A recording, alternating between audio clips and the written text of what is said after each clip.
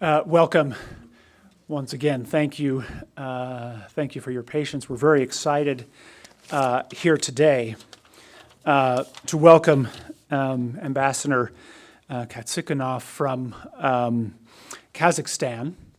And my name is Stan Benfell. I am the Associate Director of the Kennedy Center, and I'm excited to be here as well. We'll just get right to it since we're starting a bit late. As is our custom at BYU, we'll begin with an opening prayer, and this will be offered by Anela Hansen, who is from Utah, and she's studying Russian here at BYU. And then following the prayer, I will briefly introduce the ambassador. Thank you. Now.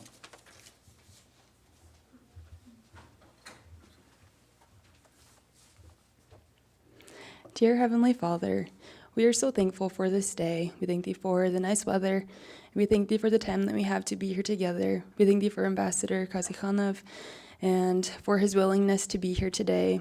We ask Thee to please help us that we can have open hearts and that we can better understand the people of people of Kazakhstan and the people of the world, and help us understand how we can connect with each other and love one another and lift each other. Please bless him and those with him as he delivers his message and spends time here, that he may be safe and that he may be happy and convey effectively the things that he came here to say. We love Thee and ask Thee to help us to feel Thy love more. We say this in the name of Jesus Christ. Amen.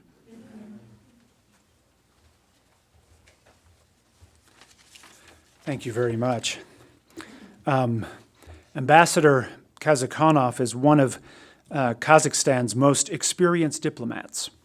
Prior to his appointment as the ambassador to the United States, Ambassador Kazykhanov has served as Kazakhstan's ambassador to the United Kingdom. And before becoming ambassador to the UK, he held the position of assistant to the President of the Republic of Kazakhstan and Minister of Foreign Affairs. He previously served as the Deputy Minister of Foreign Affairs, as well as the ambassador of Kazakhstan to Austria, permanent representative of Kazakhstan to the international organizations in Vienna, and permanent representative to the United Nations in New York. He earned his bachelor's degree in Oriental Studies from Saint Petersburg State University in the Russian Federation in 1987. And Ambassador Kazykhanov holds a PhD in history from Al-Farabi Kazakh National University. He's the author of numerous articles on Kazakhstan's foreign policy, economic diplomacy, multilateralism, and the role of the United Nations. He speaks Russian, English, and Arabic, and is the recipient of several state awards and recognitions. He's married and has 2 children. Please join me in welcoming Ambassador here to us today.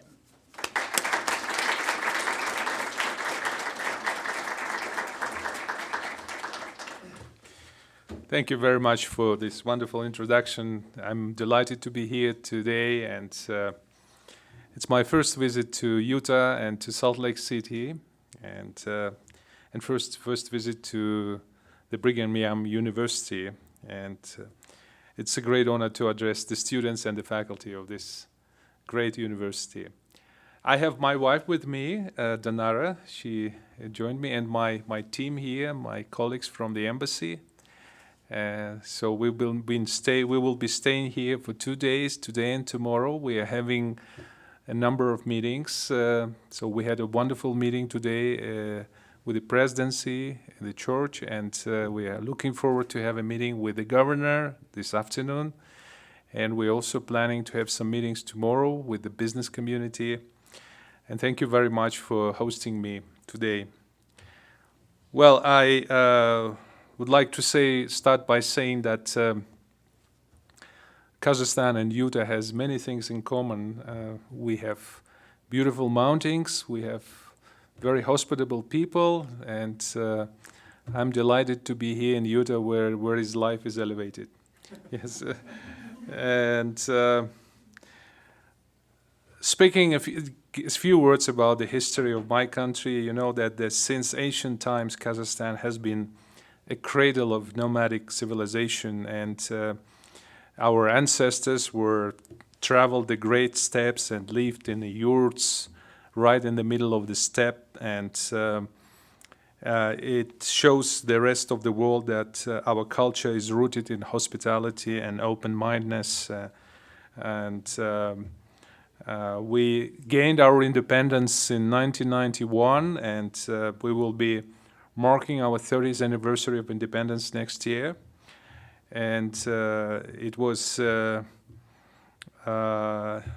difficult time to build a statehood, but now we are the strongest economy in the region in Central Asia, and our economy is double the size of the economies of all the countries of Central Asia and Caucasus combined. And I would like to say also that that President Nelson visited Kazakhstan in 2018, and we hosted a big congress of the leaders of world and traditional religions. And starting from the year 97, we received the first missionaries from the Church of Latter-day Saint, and the Church started its official registration in our country in the year 2000. So now we have a small community in the southern part of Kazakhstan, and we have excellent relations, and we are proud that we have multi-ethnic, multi-confessional society, and we are proud of our diversity, our strengths in our diversity, as I say. And speaking about the economy of the country, 5 years ago, our president announced that Kazakhstan must join the 50 most developed countries in the world, the rank of the 50 most developed countries in the world. And when we looked around, who are those 50 most developed countries in the world, we found out that all of them are members of the OECD, Organization of Economic Cooperation and Development, that is based in Paris. And so we knocked the door of that organization and we said, can we join your club? And but we were told, but you have to fulfill certain requirements in order to be a member of our club. And I want to tell you what we are doing to achieve these goals. First, OECD rules requires to limit government ownership in the economy to 15%. Therefore, we embark on an ambitious privatization campaign. Major national companies in the sphere of oil and gas, uranium production, air and land transportation, telecommunication, etc., are being listed on the international stock exchanges. And 3 years ago, we established Astana International Financial Center to serve as a trading and financial platform for foreign domestic investors. And we are building a new financial hub right in the middle between, all the way between Singapore and Dubai. You know that Dubai started its financial center in 2004, and now they have achieved a lot, bringing more than 400 foreign banks and law firms and becoming an important financial center. So we want to fill the niche right in Eurasian continent, and for that we created a conducive environment by providing exterritorial status and English common law, English language, free visa regime, open sky policy for the financial center, and that helps us a lot. You know that for many centuries the Silk Route passed through the territory of Central Asia and through Kazakhstan as well, and connecting China and Europe. But there were no instances of Chinese merchants traveling all the way to Venice, or European traders traveling all the way to China. The trade was taking place somewhere in the middle in Central Asia. So we used to have places that we called caravanserais. They're similar to the 4 to 5 stars hotels, and so we working hard to revive this concept, to build infrastructure and logistics. And one of the vivid examples of that, we built a dry port right on the border between Kazakhstan and China. We call it Horgos. And this dry port is a new concept. It's a little bit strange to hear the phrase dry port, but dry port exists, and we are reviving this concept. You probably heard about the famous Chinese initiative, which is called Belt and Road, but not too many of you know that President Xi Jinping of China first announced this initiative in our capital, in Kazakhstan, in the year 2013, and which we think perfectly matched with what we've been doing for the last 25 years. We've been desperately building infrastructure, railroads, motor roads, renovating airports, building ports on the Caspian Sea. And when the Chinese government announced this Belt and Road initiative, the connectivity, it perfectly complemented our efforts to become a land bridge between China and Europe. So last year we ended up with 2,000 container trains traveling from China all the way to Europe and back. And we hope that this year we will earn up to 5 billion from the transit. So we see the great potential in transit, and we want to develop that concept. Another requirement that OECD Club has is the human capital. So we invested a lot into the developing our human capital. We plan to increase our investment into education up to 10% of GDP in the coming future. So 25 years ago, as I mentioned to your president a few moments ago, my government launched an educational program which is called Bolashak. It's translated into English as a future. So we have been sending students abroad to study at top 100 universities on full scholarships. Now we have more than 20,000 graduates living and working in Kazakhstan. Some of them are ministers, some of them are governors, some of them are CEOs of the national companies, and we think that it's a great asset. We also understand that the English language provides us a better access to modern technologies and innovations. So 5 years ago, we set ourselves a goal to become a trilingual society. Kazakh language is a state language. Russian language is widely spoken. We call it language of interethnic relations. And English is a third language now, compulsory in education system. Starting next year, we plan to study certain subjects in the school in English, which is a very, very challenging task. And so that is why we're working hard with the State Department, with our American partners to provide us to help us in introducing the English language. So roughly speaking, out of 18.5 million people living in Kazakhstan, we have almost 2 million who speak decent English, and we think that it helps us to make life elevated, and to provide a better access to computer knowledge. And we converted our alphabet from Cyrillic to Latin alphabet. What does it mean? You know that we've been using Cyrillic alphabet for several decades, but now we decided to convert it into the English alphabet, and that helps us to get better access to computer knowledges. And now more than ever, we recognize that no country exists in vacuum. Kazakhstan is a landlocked country. By the way, we are the 9th largest landlocked country in the world. In other words, ninth largest continental country in the world. And in terms of the territory, we are ninth country in the world after Denmark. And people are asking, why Denmark?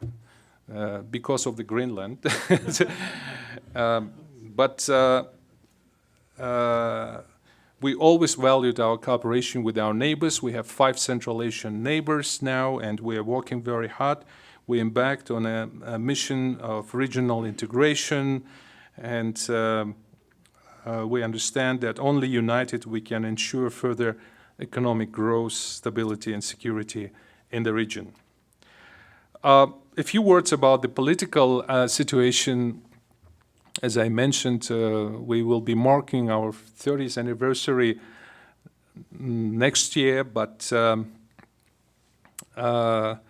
it was an important period of our history.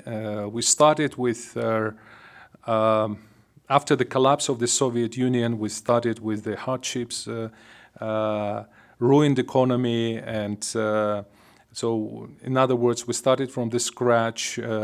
The real growth came only in the year 2000, and so now we managed to become a strongest country in the region, a big powerhouse. And our first president, who served for the 27 years as a president, decided to step down last year. So we had a free and fair elections in June last year, and new president has been elected. And so the people of Kazakhstan made its choice for a peaceful, stable development of the country. And the new president, his name is Kassym-Jomart Tokayev, is working hard to ensure that the transformation and modernization of the country will get eventual success. The formula for Kazakhstan's state governance is strong president, influential government, influential parliament, and accountable government. And we believe that this concept of political system meets the needs of our country in the best way and ensure its stable and sustainable future. Our slogan, development, stability, and reform. Nothing can be achieved in chaos. As our president recently noted in his interview to the Wall Street Journal, without political transformation, Kazakhstan will not be a success story. Without political reforms, there will no progress in economic reforms.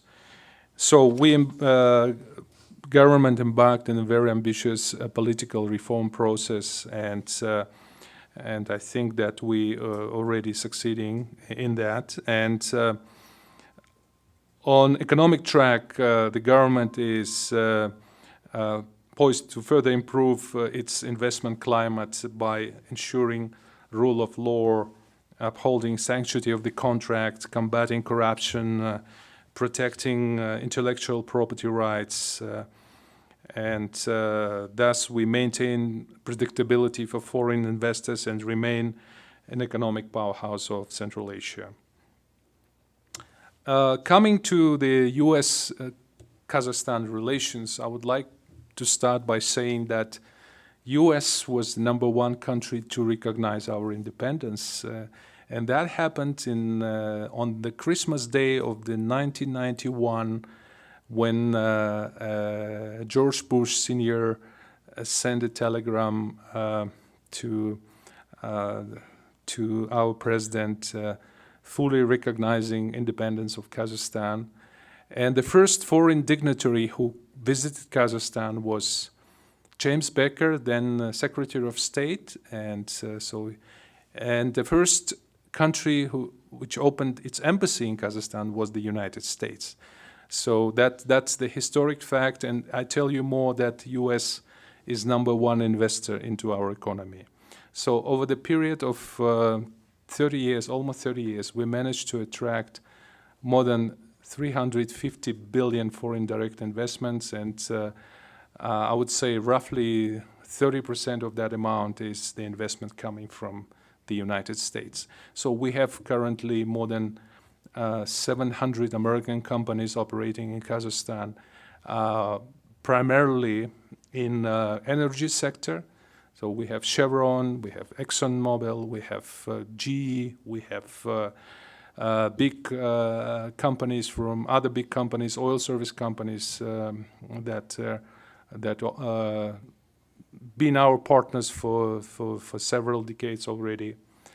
But what we are doing now, we are trying to diversify our relations with the United States by putting more emphasis on other sectors of the economy, industry, high-tech, modern economy, knowledge-based economy, and agriculture as well. And one of the achievements that we made was end of last year, we signed a very important agreement with Tyson Foods company that decided to build 3 meat processing plants in Kazakhstan, and I think it's a great achievement for us. We want to become a breadbasket, and I tell you that I'm sure you're studying that the protein consumption around the world is growing.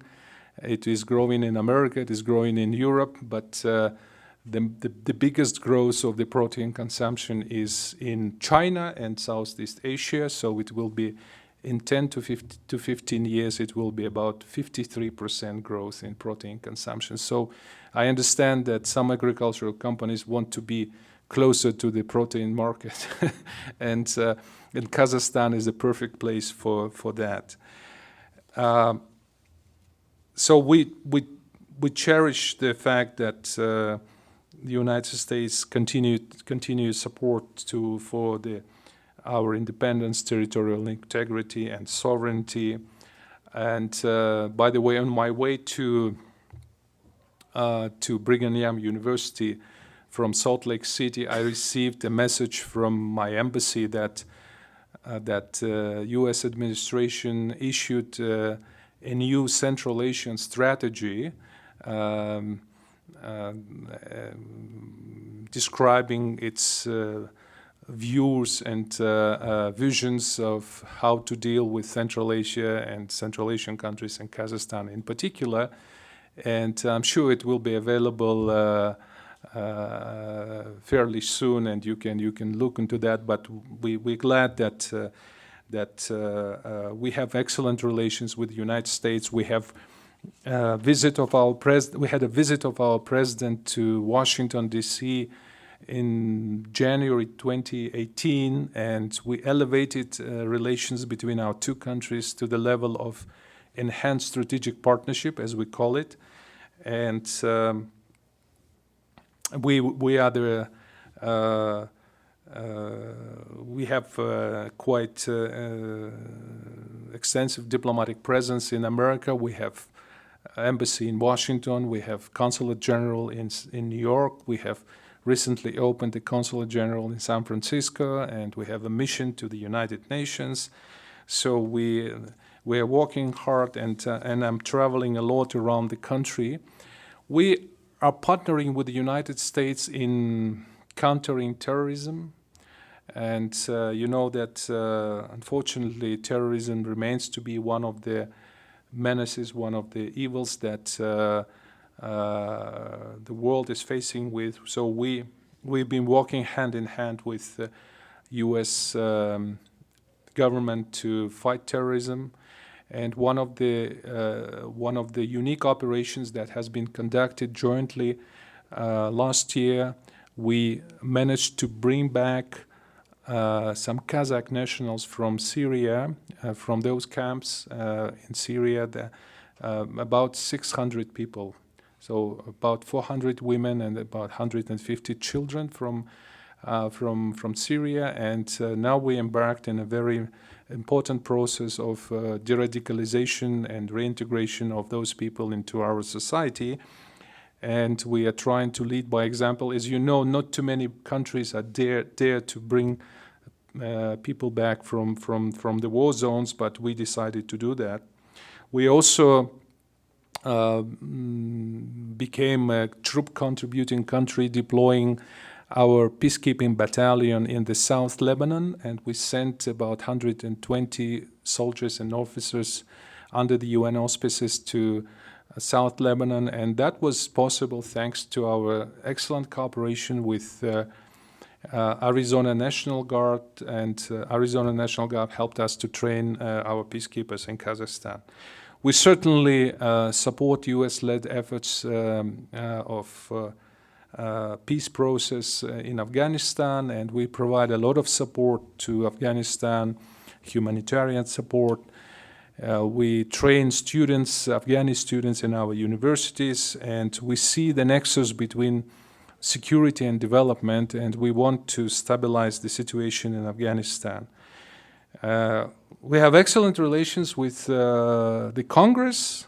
Last year we established US-Kazakhstan Congressional Caucus, and we hope to see US senators and congressmen from Utah to join the caucus too. And I encourage your elected officials to reach out to your elected officials and convince them to join the caucus, Kazakhstan caucus. And we believe that the year 2020 will be this year will be our relations with the United States will expand and develop further, and we are looking forward for an upcoming visit of the Secretary of State Mike Pompeo to Kazakhstan at the beginning of February, and I myself have plans to travel next week to Kazakhstan to accompany Secretary Pompeo to my country. Let me stop here, distinguished friends, and I would be happy to answer any questions if you have. Thank you. Thank you. If you have questions for the ambassador, please ask them at the microphone. Also, so we can get to know you a little bit, tell us your name, where you're from, what you're studying as well. Please.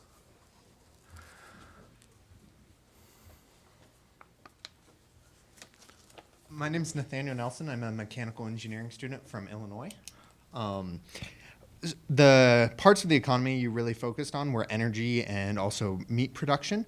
As a developing nation and the rising specter of climate change and how it's getting very intense, but those are big parts of your economy that make up, that's how you make your money.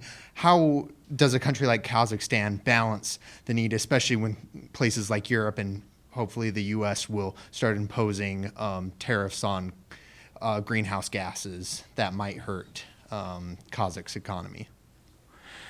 Well, thank you. Very good question. And I would like to start by saying that we are the part of the party of the Paris Pact. And we fully support the efforts under this agreement. And we have ambitious plans to build green economy in Kazakhstan, irrespective to the fact that we are oil-producing country. We developing wind, solar, and other technologies, and we also focusing very extensively on energy efficiency. As I said, the big companies like Chevron, Exxon, they're operating in Kazakhstan. By the way, not too many of you know that maybe more than 20% of the revenue of Chevron is made in Kazakhstan. So that's a big portion of their economy, and of course you're absolutely right mentioning the meat processing plants. The cattle breeding creates a lot of greenhouse effect, and which is very well known, and we're also looking into that issue. And but unfortunately, the protein consumption will not be diminishing in the coming years, and people will be eating more and more meat. And what we need to do, we need to find ways and means how to avoid and mitigate the greenhouse effect coming up from cattle industry. And But from what I heard, maybe I'm wrong, I heard that out of all the emissions, cattle breeding produces only 5% of the greenhouse effect. But even that is very important. And we are working with our American friends, American partners, American companies to in that direction. As I said, we don't have we have a lot of solar power. Like for example, in our capital, we have out of 364 days, we have 300 sunny days. So that says for itself. We have a very good wind power, and we invite experts from your university to visit Kazakhstan and explore more of this interesting area. Thank you. Thank you. Yeah. Hi, my name's Cambry. I study Russian. So last year I was following the news a bit, and they mentioned that the students in Almaty were arrested after protesting at the marathon. From their sign that said "От правды не убежишь." And I am curious to know your perspective on what role does freedom of speech play in the political scene in Kazakhstan currently, and what kind of role will it play in the future? Well, thank you very much. It's an important question. As I mentioned briefly in my speech, that without further political reforms, we don't see any further economic growth of the country. And there were the facts when it was last spring, almost 1 year ago, when there were some arrests that took place in the country, but all these issues has been thoroughly rethinked, and we embarked in a very, very ambitious reform process of revisiting our legislation when it comes to meetings, and I think that the president made a very, very important announcement at the end of last year that it will be a huge leap forward in terms of further liberalization, democratization of the society, and I think it has been supported already by the government and by the general society. And as I said, our biggest asset is a human capital, and we attach importance to. I give you one example. Yesterday, President met a huge number of students and young people whom we call the presidential reserve. So that those potentially who will come to the government, who will come to the presidential administration in the future, and I think we are building the social lifts and other opportunities for the young generation to in the society. I mean, to position themselves in the society. So it's interesting process. What I wanted also to mention that in any transition period, there are different groups who are trying to shake the situation, who are trying to interfere, and in order to preserve stability, we must to be vigilant. Спасибо большое. Вы хорошо говорите по-русски. How long are you studying Russian? I started in 2015. Okay. When I told a joke, I said that I started to study Arabic in university, and I said, I asked the teacher in the first class, I said, how difficult is the Arabic language?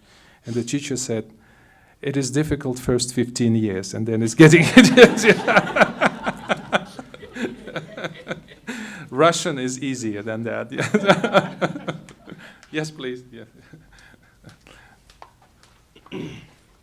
Hi, I'm Carter, studying environmental science. Mm-hmm. And it was relating to your question, or you're talking about Kazakhstan, the desire to be a breadbasket of the world, and it's I grew up on an apple farm, and I know that Kazakhstan is the center of origin of apples, and it has like the only Yes. wild stocks of apples in the world. Yes. So I was just wondering if there were any plans to market or protect or utilize that resource that you uniquely have as a country. Yeah, it's a very good question. Yes, absolutely. Kazakhstan, apples are from Kazakhstan. That's true. That has been scientifically proven, and not only from Kazakhstan, from the southern part of Kazakhstan, from my hometown, which is called Almaty. And Almaty is our southern capital, the former capital of Kazakhstan, and the name of the city, Almaty, translated is like as an apple place.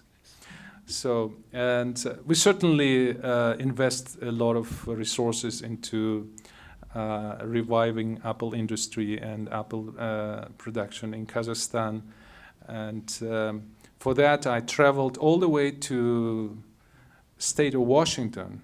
And you all know that 90% of pears and apples in America are produced in the state of Washington. So I've been there. I met a lot of experts. I met a lot of scientists and scholars, and so we established good relations with American universities, American farmers, and so we're working hard to revive. You know, I do remember in my childhood we had an apples worth as heavy as 1 kg. I mean, which is it's unimaginable. So they were so big, so tasty, so good, and we want to bring them back. Absolutely. Thank you. Yes.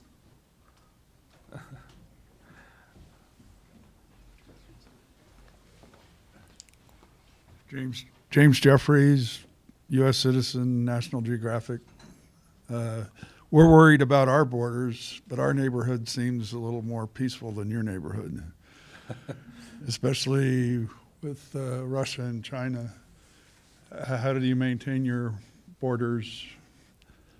With Mexico, we're thinking about calling their syndicates terrorist organizations. How do you deal with your neighbors? Well, speaking about the borders, we have 14,000 kilometers long borders, which is quite a long border. And we have the border between Kazakhstan and Russia is the longest continental border between two countries. It's 5,500 miles, which is in the Guinness Book. And it's even longer than the border between Canada and the United States, and minus Alaska, of course. And we have transparent border. We don't have a fence on the border. We have 120 checkpoints, and we have a custom union with Russia and Eurasian Economic Union. So we have freedom of commodities and freedom of manpower between Russia and Kazakhstan. Our border with China is 1,500 miles. It's also very long, but during the Cultural Revolution in China, the relations between Soviet Union and China worsened and worsened, and at that time, the two countries decided to build the wall between Soviet Union and China. So we have a fence of 1,500 miles long between China and Kazakhstan. But in reality, we have now excellent relations, excellent trade cooperation with China, and China is one of our biggest trading partners. So our trade turnover between Kazakhstan and China is about 25 billion, and we have railroad transportation connection with China, and we trade a lot. Our neighbors to the south are countries of Central Asia countries, and so we don't have direct border with Afghanistan, but we have a close proximity to Afghanistan, and that is why we are very much concerned about situation in that country, and we hoped that it will be stabilized fairly soon. And we also have a part of the Caspian Sea that belongs to Kazakhstan. As you can see in the map, the Caspian Sea is an inner sea that has 5 littoral states, and Kazakhstan, one of the countries that shares the Caspian Sea. We want to make this sea the peace and cooperation, and we have a lot of offshore oil rigs run by American companies in the Caspian Sea. Thank you very much. Thank you. I think we have time for one more question. Yes. Hi, I'm Kezia from Texas, and I'm a social science education major. What does the religious diversity look like in Kazakhstan, and how does that contribute to either tensions or cohesion within the country? Well,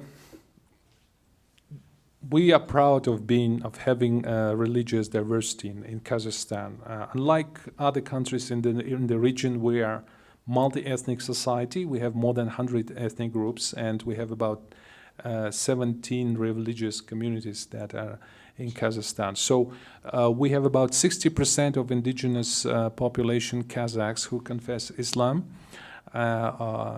Sunni Islam, and we have quite a sizable Russian Orthodox community, and at the same time we have also quite sizable Jewish community in Kazakhstan, and we have many other religions, including Catholics and Baptism is quite very well represented in Kazakhstan. So we decided to defend religious freedom in Kazakhstan, and we established a working group with the State Department to monitor religious freedom situation in Kazakhstan. And again, we were trying to lead by example, and you know that this administration attaches great importance to the religious freedom, and we also, I mean, as I said, trying to convince our neighbors to